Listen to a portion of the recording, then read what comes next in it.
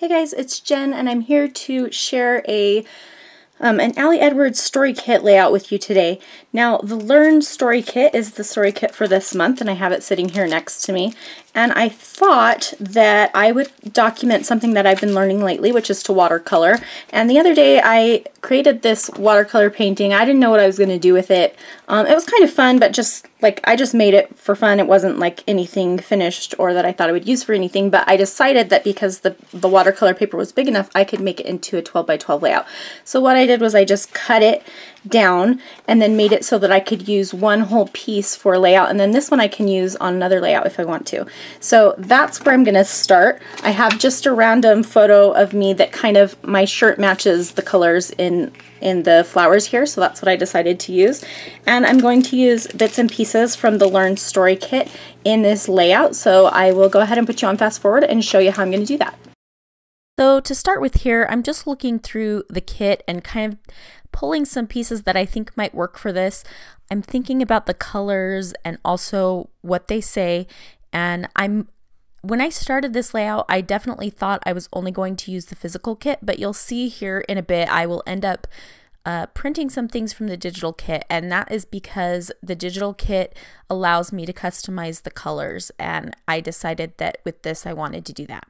Now I am using this little tag, and it has like I'm peeling off the protective covering on it, and these are like acetate, they're semi-transparent, and I thought I would use that here, but I end up not using it. I'm cutting out the word always because I thought it would be nice to have the title Learn Always or Always Learn or something like that. But I'll end up just putting it in a different area. This layout kind of starts one way and ends up in another way, but I do like the way it turns out. So I'm cutting up this card with these black words, and I thought it would be nice to have a pop of black on this layout. And so at this point I'm thinking I will put that quote somewhere on the layout. And so I decided to go ahead and get the digital kit and print some things that would match my layout. I wanted to bring in this pink color, and this card that says Learn with the definition has yellow writing on it, and I do not want to bring yellow into this layout. So I decided to go ahead and print it with, I just changed the colors up in Photoshop, print it on like this fuchsia with white lettering, and then this playing equals learning is that yellow card. Let me find, where did that go? Here it is. And again, I didn't want to bring in the yellow, but I liked the sentiment of playing equals learning, so I just switched it to white and printed it out. So I'm going to use these elements on here just so I can match my layout a little bit more. So I'm going to trim up that little fuchsia piece, and I'm going to use that definition kind of just as a word strip, and I really like the way this looks. Although if the green worked, I really love using since I'm not really doing pocket page scrapbooking very much, I like to use my cards and cut elements from them to use on traditional layouts. And so here I'm just kind of arranging things. I also wanted to use that strip that I cut from the other card that says capable of amazing things, and then I'm thinking that the quote can go beneath that word, kind of like there's a bunch of word strips beneath the title. And so at this point that's kind of what I'm thinking. I want to use some of these green stickers because I have these bright green leaves in the background, so I feel like the green works here, and green is not a color I use very often. In fact, I could have left it off of this layout, but I really did want to use some of these words, and they went really well with the theme, obviously, because I'm talking about learning and the whole kit is themed to learning. So I'm just putting a little bit of foam adhesive on the back of those circles, and I'm going to pop each one of them up, and I'm basically going to use those circles to create 3 areas of embellishment. At this point I'm trying to decide if I want to cut that playing equals learning out of a tab. So here you can see I'm using a die just to see if that's how I want to go, or if I want to punch it out in a circle. And I decide to punch it out, and then that leads me to making this other cluster kind of above the photo a little bit, and I'm trying to see what I can do there. And I'm just going to look through all of my past kit chipboard pieces and other shop items that I've purchased to see what I can find that I can create these little clusters with. And I decide to get that black chipboard with the colored lettering on it is from the summer release, and I liked the way that I had those two pieces that both had that kind of black contrast. And then I'm thinking maybe I should use these little, they're puffy stickers, and there's a dot that's just the right perfect color of that pinkish purple fuchsia color. And so I'm thinking I want to use that. And now I'm trying to create a third little black circle that I can use, and I wanted a different size. So this stamp says Field Notes, and it's a little bit smaller than the other two circles, which is what I wanted. I wanted 3 different sizes, and so I just used my Ali Edwards Black Butte ink, stamped it on some, it's like a scrap of the piece of card that I cut the word Always out of. And then I punched it, but the punch was a little bit too big, and I decided I wanted it flush to the edges because the other 2 circles look like that. And so I just stamped it on the green so you can see the colored words through it, just like you can on the other 2 circles. Now I am using some Seedless Preserves Distress Oxide ink to I'm trying to get that fuchsia color, and I wanted to see if I wanted to stamp the Field Notes in that color. I kind of just am feeling like it's not quite the right color, and then when I stamp it off, it's not clear enough. It just wasn't working, but I really do like the way that it looks when I stamp the words, and I do my second generation of that. So you stamp it off and then you stamp it again without re-inking it, and so I really liked the way that looked. And so I thought I would maybe try to use one of these sentiments that's, I think it's from Day in the Life, or I don't know, it's like it has daily routine and stuff like that in there, breakfast, lunch, dinner, different words like that. But I thought it would be nice to use one of those solid words, because then it looks like a word strip, and that kind of looks like the piece that I printed off. So I was just trying to match that up. So I did stamp that, but I don't love the way that it's looking. I thought maybe if I got my stamp platform that I could get a better image by inking it up, and I'm going to still stamp it off and then stamp it down, and then I'm going to do it again. So I'm still going to get that lighter color, but I've stamped it twice, and it does help a little bit. That little circle is from the One Little Word stamp set, and it is a pencil, and I thought maybe that would be kind of cute, but I won't end up using it. So that all of that stamping that I just did with the with the Distress Oxide is kind of a waste, but you know, I had to figure it out. I had to see.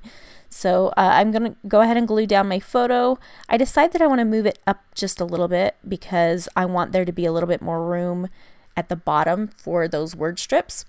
And I'm just going to glue down the word Learn. I am using the Therm Mixed Media adhesive, and that is my favorite adhesive for applying acrylic pieces. They will not fall off with that glue. I love that glue. It's really a great adhesive, especially for acrylic pieces and sequins. So I'm going to go ahead and pop up this little phrase that says capable of amazing things. I'm just using some really thin foam dots from Close to My Heart. I don't want it to have too much dimension, but just a little bit, somewhere in between the word Learn and the flat of the paper. So I'm kind of moving my circles around, and I decide to put the large one. Oh, P.S. that sand eraser is awesome. I accidentally got some ink on the background of my paper, and I just erased it off with that sand eraser, and it just has enough grit in it to just kind of rub off the paper, and it's perfect. So I was able to fix my mistake. But I decided to put the larger circle down in the bottom because that's going to be a larger cluster with my title and those word strips. And so I thought the larger circle worked down there well. I'm also going to put the large white circle at the top, which I feel is good because I still get the dark pop of the little black circle. But the white one, while it mimics the shape and size of the one at the bottom, it doesn't take up as much visual weight. And since it's near the top, I think that's important because I don't want my layout to be too top heavy. So I overlapped the black circle on the right with my photo, and you can see I've got all of the green circles there. And so those green and black circles are going to help draw your eye in that visual triangle, and kind of draw you into the photo and the title, because those flowers are they're bright and they command attention. And so I just needed to use a little something to guide your eye to the photo. Although the flowers, because I've layered my photo on top of it, really do guide your eye to it as well. So I stamped a couple more phrases. I used the Pendleton ink from Ali Edwards, and I just stamped it off once, and it gives me kind of a light reddish color, which kind of matched the flowers, and so I like the way that turned out. And then I used a sticker from the Grow story kit, and then I'm going to use this stamp. This is one of my most used stamp sets, is that Sentiment Strips. I think that's what it's called. I'll link to it in the video description, but I love that stamp set, and I just stamped that with the Distress Oxide ink. And now I'm just trying to decide, like, do I want these little circles in here? I don't know what to do. I really love the fuchsia one, but the other two areas don't have matching dots, and so I just decided to pull out my enamel dots, and I'm going to put one enamel dot and one of those puffy dots in each cluster, just so that they have some consistency, but also I can still use my little fuchsia dot.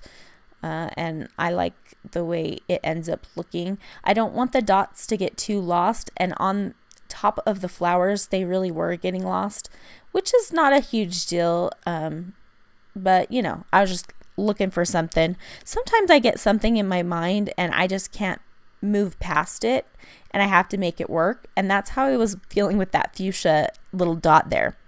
So at this point, this is something I've been doing a bit lately. I'm going to take some ink and I'm dipping this is an old embossing, it like came with not embossing, it came with a rub-on set, and I'm just using it to create dots in those clusters. And so this is kind of like splatters, but way more controlled, and I'm doing little red dots to kind of match the red that I had stamped before, and I'm also going to do black, and I'm just scattering them around in those clusters. And I like the way this looks. It's a little bit of a different look. It's definitely, like I said, more controlled, but it's kind of fun, and it just gives it a little something extra. I'm going to glue down those enamel dots with that craft, that mixed media glue, because they are on watercolor paper and it doesn't hold stuff as well. And then I'm going to go ahead and do my journaling, and I decide to do it up the left hand side of the layout there, and I'm going to stamp the date. I'm thinking about whether I want to stamp it in red or if I want to stamp it in pink, or what color I want to do and where I want to do it. And I decided to do it in red at the top, and that is going to finish this one. So here are the close-up photos. If you have any questions, just leave me a comment in the video, or in the comment section below, leave your question. And be sure to check out the story kits on aliedwards.com. I'll link to all available products in the video description. Thanks for watching, and see you again soon.